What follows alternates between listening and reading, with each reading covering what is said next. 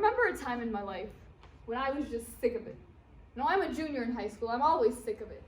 But on a particular Monday morning after a 3-day weekend, life just hit differently. I was standing in front of the school's bike stands, realizing the time was 7:24, a minute before the bell rings.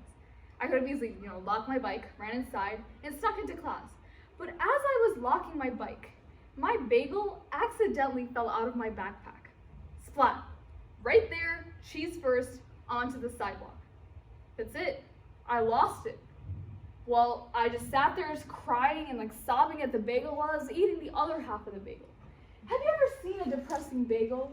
Like a fallen bagel on the sidewalk? It's rare, but it's depressing. Just imagine a high schooler. Now that I think about it, it wasn't the bagel that broke me.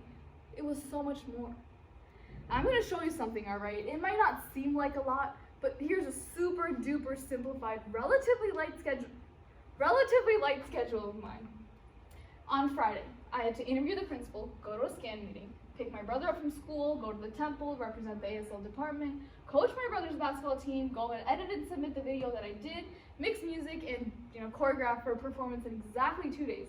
Moving on to Saturday at 6 a.m., wake up, yoga class, study for a 16-page dance test, practice for an audition, make 2 birthday gifts, plan to host a party on the same day, write a resume, run a business, apply for an internship, dance, oh, I can't even say it because it's so much.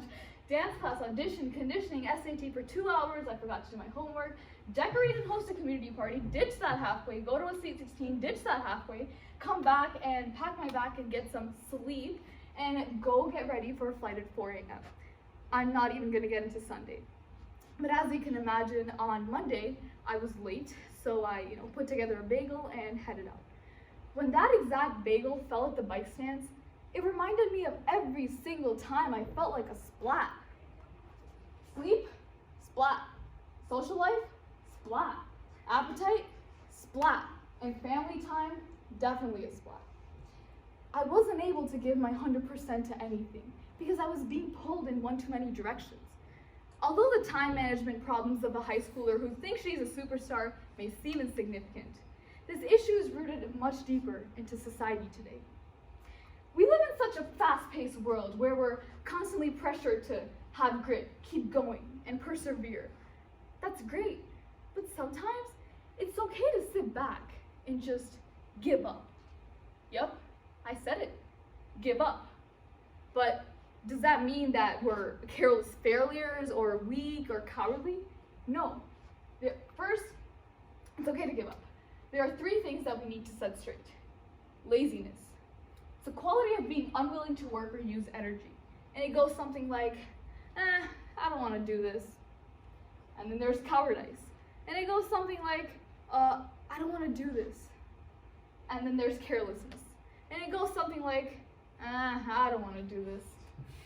Notice how they all sound similar? So if someone were to give up for any of these reasons, people would lead themselves to the assumption that that person upholds such traits. However, that may not always be true. There are a multitude of reasons why people give up, and those reasons don't necessarily have to reflect on their weaknesses. Perhaps they're just bored, or maybe they just don't have time. Imagine setting a goal of taking every opportunity presented to you and succeeding in it. Well, that's what I tried to do. And what did it leave me with? Not only was I scared to be judged by the people closest to me for not being able to uphold their expectations, but I also gave them the power to influence my decisions. They controlled my schedule. They controlled my mental status. And they controlled my happiness.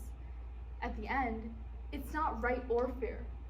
My life should be under my control. There are many goals which I failed to succeed in. Regardless, they consumed large chunks of my time and took a physical toll on me. There is no guaranteed path to success, so instead of investing all my energy into doing everything, I could have explored other, less stressful opportunities to further diversify and develop myself. The thing is, I did. I stopped overbooking. I stopped saying yes to everything, and I gave up on arbitrary goals. How do I feel? Great. But does that mean that I'm lazy, cowardly, or weak? No. Taking care of my mental health should never be associated with such characteristics. In 2003, A study was done by 5 students who were exploring goal engagement, disengagement, and subjective well-being. And it's obvious that people who re-engaged in goals had higher levels of self-mastery and lower levels of perceived stress. These researchers wanted to delve deeper into the issue, so they tried to find any correlation based on age and education. Surprisingly, people who gave up had higher levels of purpose in life when they moved on from something. Now, I gotta say, success feels great. And some may argue that you always have to believe in yourself while persevering to achieve that success. But maybe we're chasing the wrong things.